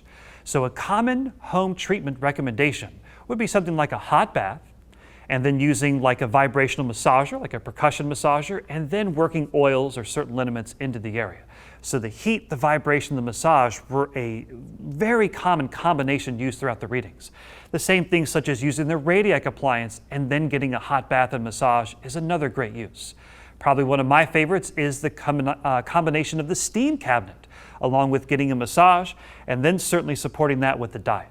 And so the last piece is to understand that the Cayce-based diet is based on the pH and the blood type of the individual. So everyone had slightly different recommendations based on how their blood would respond. But the overall principle was that 80% of your food should be alkaline forming and 20% should be acid forming. And so it's not the food itself, but its reaction in the body, right? So say, for example, using fresh lemon squeezed in water is very alkalinizing because it has that reaction. So one of the common things for breakfast would be like citrus fruits, especially combining like oranges with a little lemon or grapefruits with a little bit of lime. He also recommended things like steel-cut oats, good whole grain cereals, fresh fruits, and so forth. And one of my favorites is mummy food, where it's black mission figs and medjool dates, and you chop them up and you just slow cook and stew them together. It makes a really nice paste. I like to add yogurt to it in the morning. It's awesome.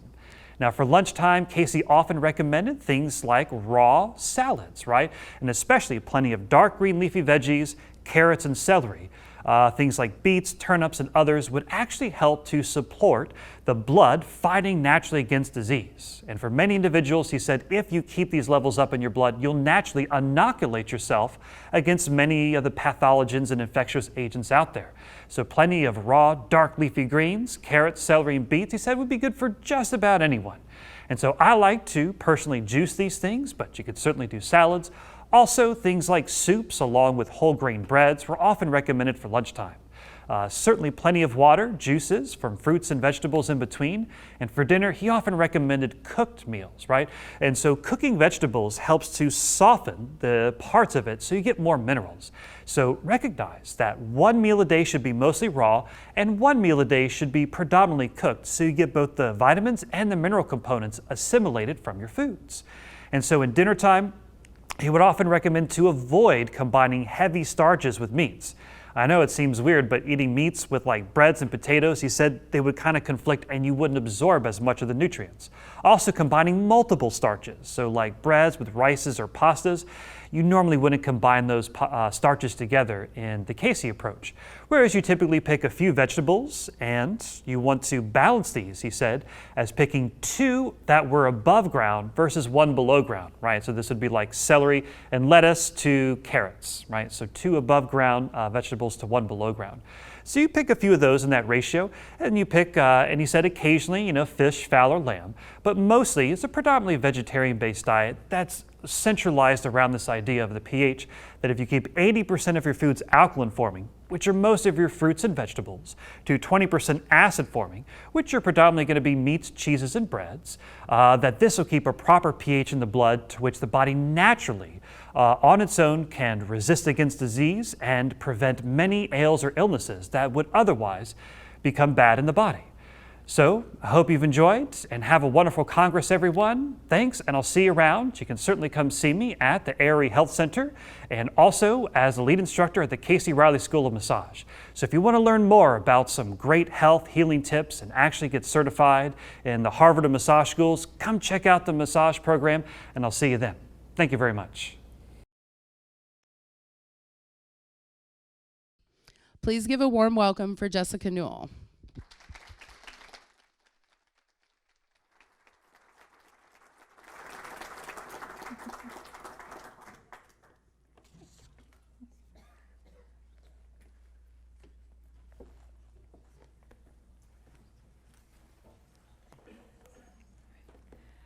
Good morning. So it has been an incredible first year for me working at the Edgar Cayce Foundation. So as you know, my job is to preserve and make available the records of the Cayce work. So from the original copies of the readings to the records of the A.R.E, Enlightening University, and our special collections at ECF. So this morning, I would like to share with you some of my discoveries as I've explored the collection this past year. But first, I'd like to begin with a question I receive very often. So when people ask me what I do for a living, I say, I'm an archivist. I usually get, oh, an archaeologist. You must dig up a lot of interesting things, which is true. So archivists are the professionals who manage archives, which are records of the human experience. So these records may include paper documents, photographs, audiovisual materials, and increasingly digital records as well. So archivists are trained to preserve, organize, and provide access to these important materials so that we can explore and learn from the past. So how did I end up as an archivist?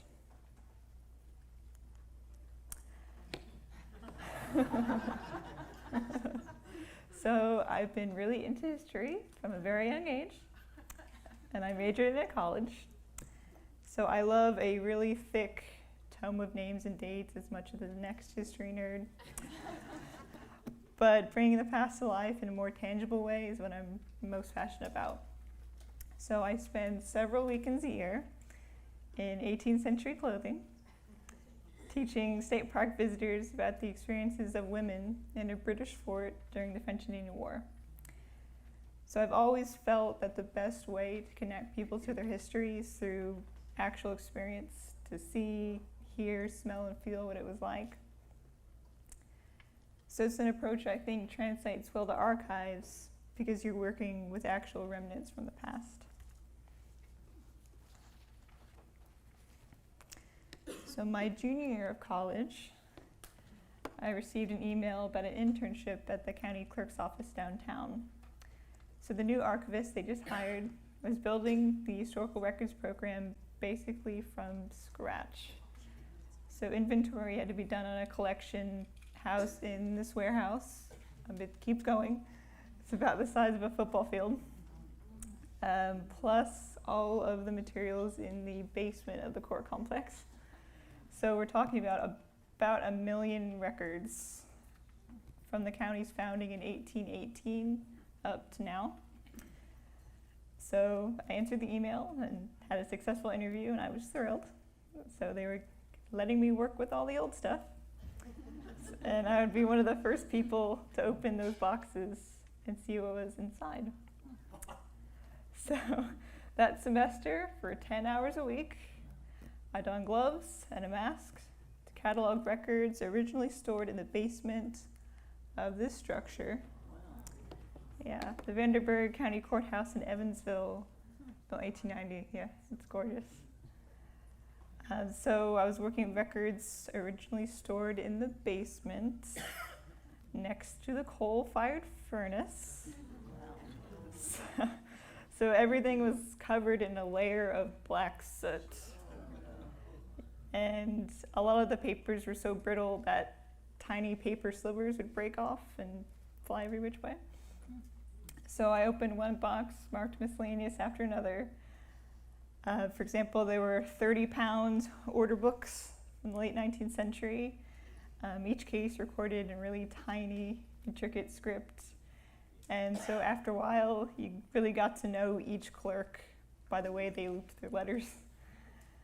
There were metal-bound 1930s police ledgers citing people for automobile banditry across the border with Kentucky. I worked a lot with probate cases, mostly from the 1870s, which had been folded up tightly since the 1870s. Mostly held together with long, rusty straight pins and containing beautiful lithographed receipts for the undertaker, for other tradesmen. And really, you could create a snapshot of the entire business district at that time if you put all those receipts together. So the favorite record of mine that I worked with was a Soldiers, Widows, and Orphans pension book from 1890. And the vast majority of entries in that book date from the Civil War. So it has information on the residents of the county who served, their name, regiment, family, address, if they were still living at that time. But what makes this book so compelling is that it also records each soldier's wounds received during service or their death, and where and when they occurred in graphic detail. So using this information, you can actually track the soldiers' movements through the war and construct a general idea of their personal experience. So that's what I did. For my final project, I had to write a blog post for the archive. So I just opened a random page and I picked a soldier, see what I could find. So I chose Henry Redger, and he volunteered as a private in the 15th Indiana Battery of Light Artillery. So I read along his column, and his note said, "Ribs broke caused by falling cannon and ruptured, Harper's Ferry, Virginia, 1862. So through further research, I found he was a native of Germany. Evansville, Indiana has a really significant German community. And so he'd only been a resident of Evansville since the late 1850s. So he volunteered in January of 1862, was in Harper's Ferry by September, and was wounded before the battle even took place.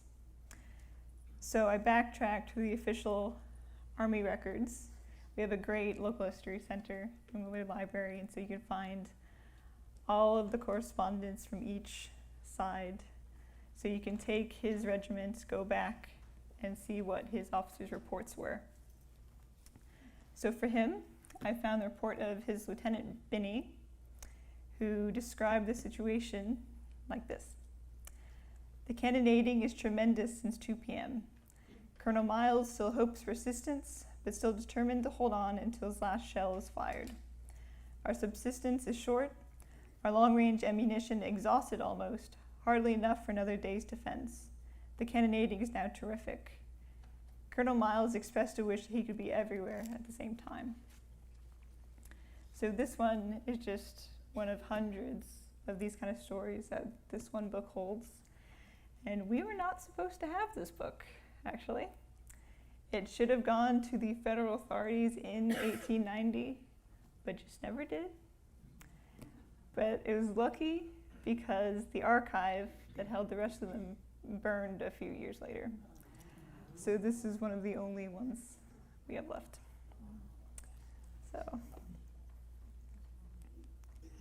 So at the end of the year, we gave a presentation for the city.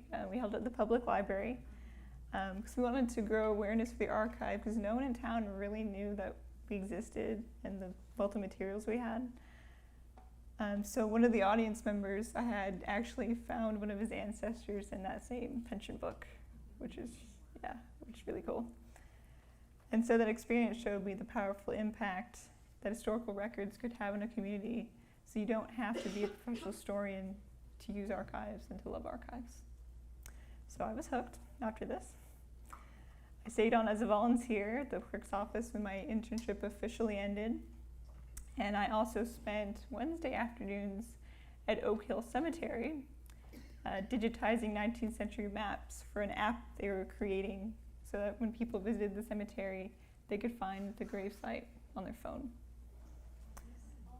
Yeah, really cool project.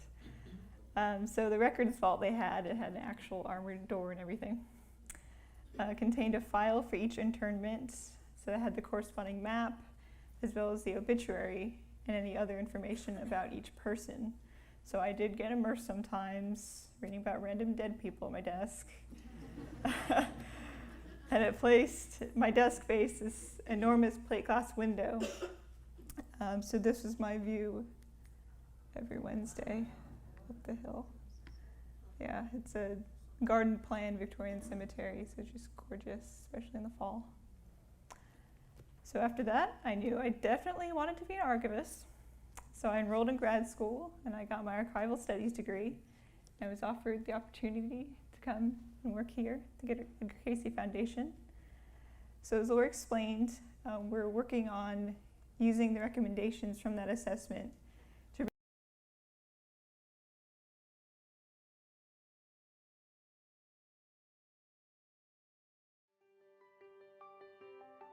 In 1967, my mother gave me a copy of Jess Stern's classic, The Sleeping Prophet, and said, "I think you'd be interested in this," and that was an understatement. I was totally fascinated and have been interested and involved in the Cayce work since then. I first discovered the Edgar Cayce readings when I was in my early 20s. I was in college. I had just been diagnosed with a rather serious condition, and I was feeling very hopeless. Searching. I had rejected my childhood religion and nothing seemed to be working, and I desperately wanted to believe in something, and then someone gave me a book about Edgar Cayce, and it was just so wonderful to believe. I first discovered the Edgar Cayce readings in the 1970s when I read the book There is a River by Thomas Chagru, and it changed my life. When I was a little kid, they told me the story of him sleeping on his books, and I thought, wow, that is really cool. So I tried it. It was so uncomfortable I couldn't go to sleep. So I just had to memorize what I needed to know for school. But it was always, the readings, Edgar Cayce was always like in the background of my life. I first discovered the Edgar Cayce readings when I was seeking healing for rheumatoid arthritis. I was 23. It was 1943. And my husband and I came to work with the Cayces. And one day he came into the little office where I was typing, and he said, "June, would you like to have a reading?" Well, by this time, There Is a River and an article in Coronet magazine had brought in so many requests for readings that Gladys had scheduled them 2 years in advance. And the letters were still in piles all around the entrance hall.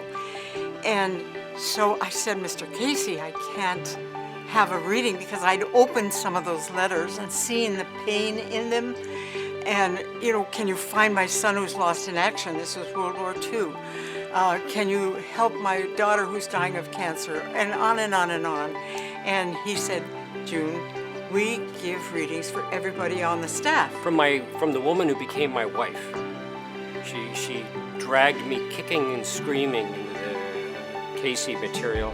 I just didn't believe it. I just had a feeling there was something on that shelf for me. I asked them to wait quietly by the checkout stand and walked over and started looking at the titles on the shelf in religious and metaphysical area. And suddenly I thought someone from the other side of the stack had pushed a book in too far because a book fell out into my hands. I was a teenager, and I remember reading it and saying, "This is all true, and I've known this forever." All the things that Cayce, that came through Cayce about the soul's journey, reincarnation, the oneness of everything, it just made so much sense to me. Through my wife's father. It was one of our first dates. I was a pre-med student. I showed up for the date. He came out to introduce himself and said, "Oh, Greg, I understand you're going to be a doctor." I said, "Yes." He said, "I'm reading a very interesting book about this man they called the sleeping doctor. He used to go to sleep and then he could diagnose patients and he would recommend treatments. His name is Edgar Cayce. Have you ever heard of him?" So I went up with my friend to the Glad Helpers prayer group, and that is the instant that changed my life. That's the reason I live in Virginia Beach now. I'm a member of Glad Helpers prayer group.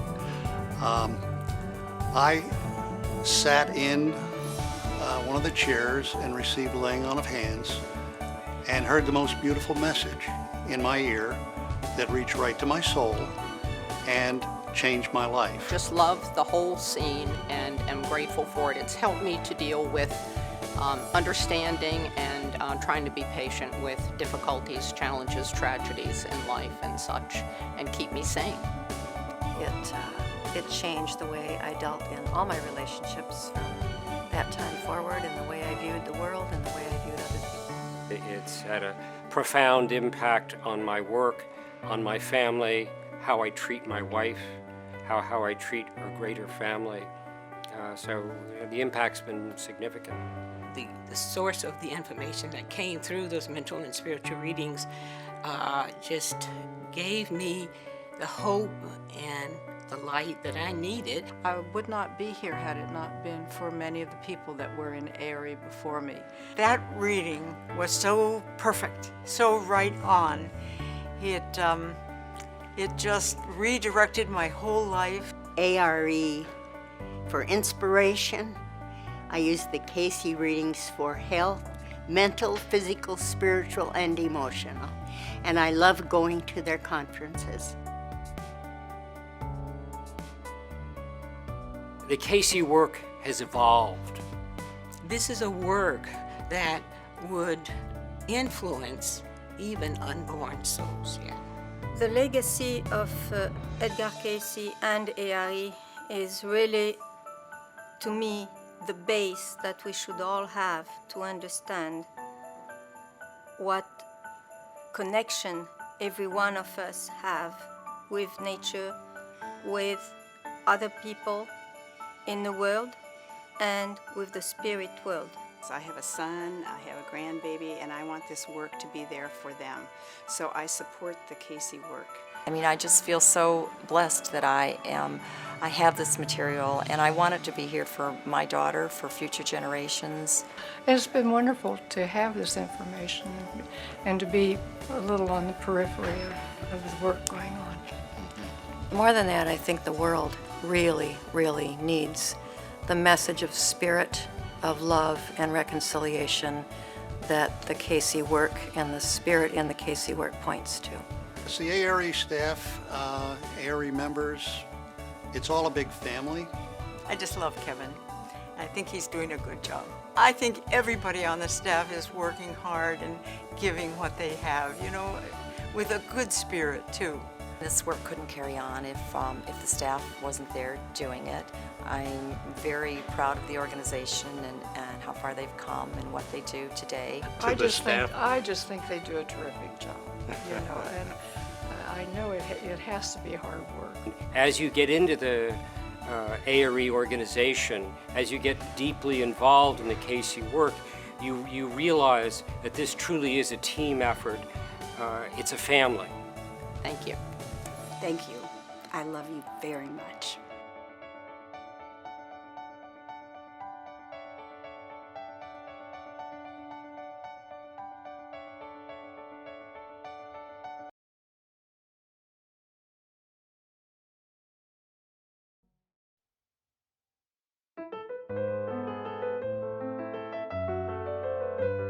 The Cayce Hospital of Research and Enlightenment is an imposing structure erected on a hillside overlooking the Atlantic Ocean.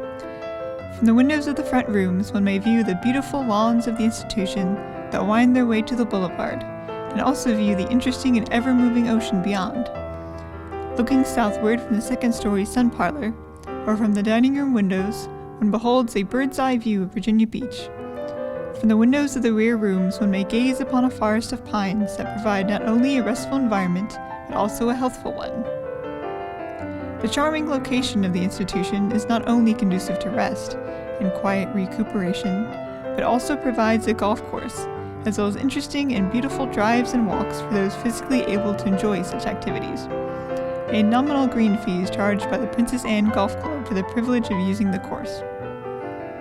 A wide expanse of health-giving sand composes the beach close by the hospital, where surf bathing may be enjoyed. The institution provides a tennis court and croquet ground for the use of its patients alone.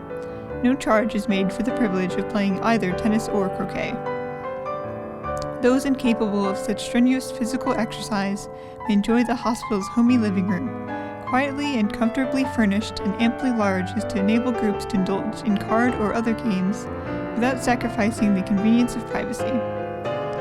One may choose a book from the complete library and a comfortable chair in the living room by a window commanding a beautiful view, and read undisturbed by a group that may be indulging in a game in another part of the room.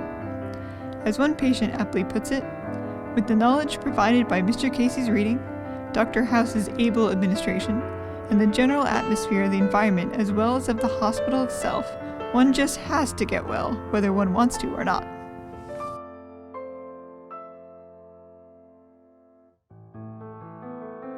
The building itself is located at Virginia Beach, Virginia, on a beautiful hillside that stretches back from the Ocean Boulevard.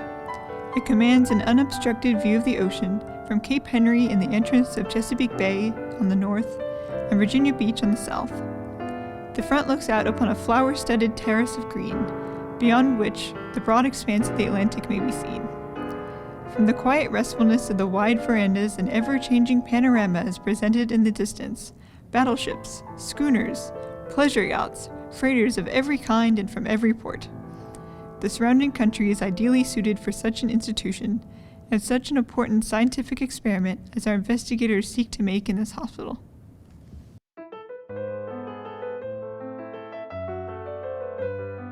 Broad, roomy, screened verandas offer a restful retreat for all.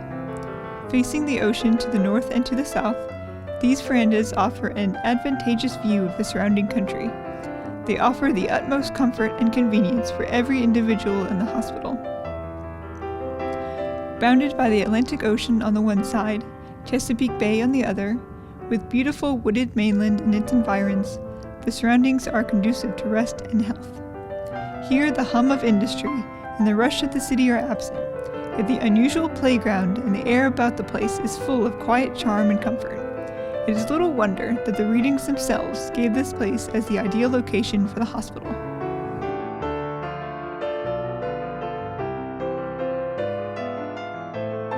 The Cayce Hospital of Research and Enlightenment was founded by the Association of National Investigators and the members of this organization on November 11, 1928. The purpose of the hospital is to provide a scientific means of administration of suggestions given in psychic readings, which latter are being made at the present time by Mr. Edgar Cayce, which are made for those of the sick who desire and solicit them. Past records prove that thousands have benefited from the application of suggestions they have themselves applied and which they received from physical reading rendered them by Mr. Cayce.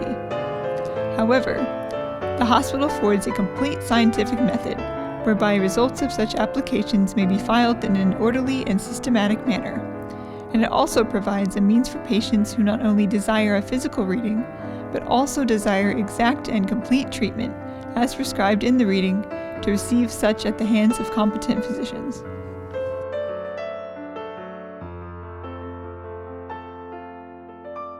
In the sun parlor of the Cayce Hospital, one may not only enjoy a sunbath, but also obtain special benefit therefrom, due to the special Vitaglass panes with which the windows of the room are provided. Vitaglass is specially prepared to allow the vitality-producing violet rays of the sun to shine through unobstructed. This is especially beneficial to recuperating patients. Reclining lounges and large wicker chairs assure patients every comfort. Just as the walls of the living room are tinted in tan color, so the walls of this room are also tinted, but in a green color. Patients will find this a refreshing contrast to the miles of sandy beach one beholds from the sun parlor windows.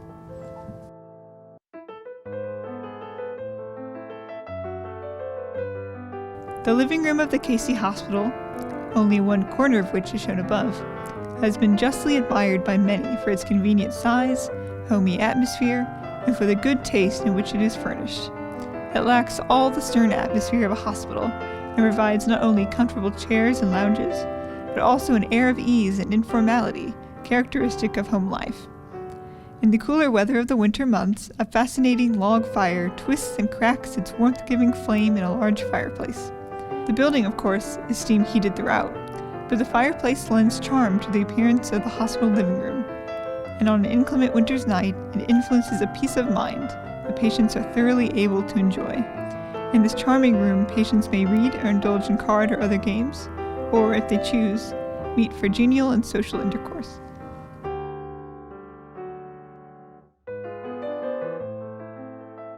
One of the features of the Institute dining room is the fact that separate tables are provided, so that a group may have the privacy of their own table should the individuals thereof desire it. The room has many windows with northern and southern exposure, thus providing a means of keeping cool while dining on hot summer days.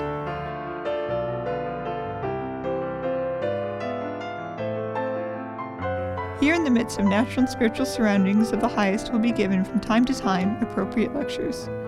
Also, at stated intervals will be held classes for study of the correlation of natural laws as applied to the self of man, the relationship of man to man and the universal forces, and how, through development of self's forces, man may interpret and know the truth. These studies will be held under direction of Mr. Morton Blumenthal and Mr. Edgar Cayce.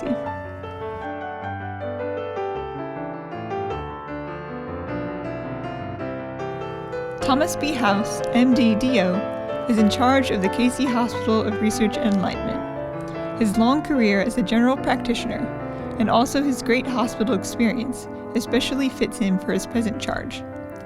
Not only has his medical experience equipped him to serve in the capacity of physician to patients, but his devotion to the cause of human welfare has peculiarly fitted him to act in the capacity of a guiding hand to those of his patients who seek his services.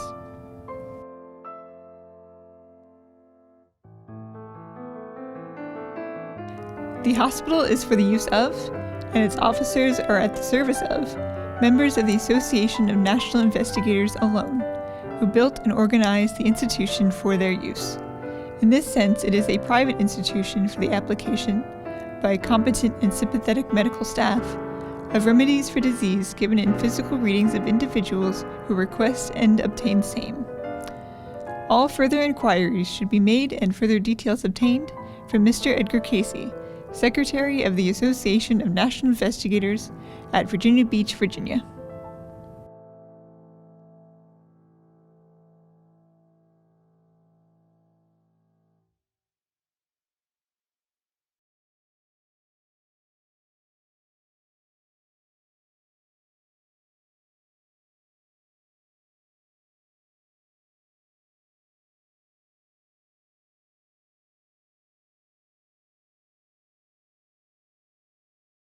When Edgar Cayce was alive and giving readings, one of his dreams was to open a hospital that could offer the many services and remedies that were recommended to the thousands of people who contacted him for help. He had always wanted to help people, and he found through his correspondence with those who had received his readings that many of them were finding it difficult to either find the remedy ingredients that were recommended or to keep up with the regimen that was offered in their readings. In 1928, Cayce's dream of a holistic hospital came true with the opening of the Hospital of Enlightenment on a sandy dune in the heart of a small coastal fishing town known as Virginia Beach, Virginia. Unfortunately, after a few years, the hospital was lost during the Great Depression.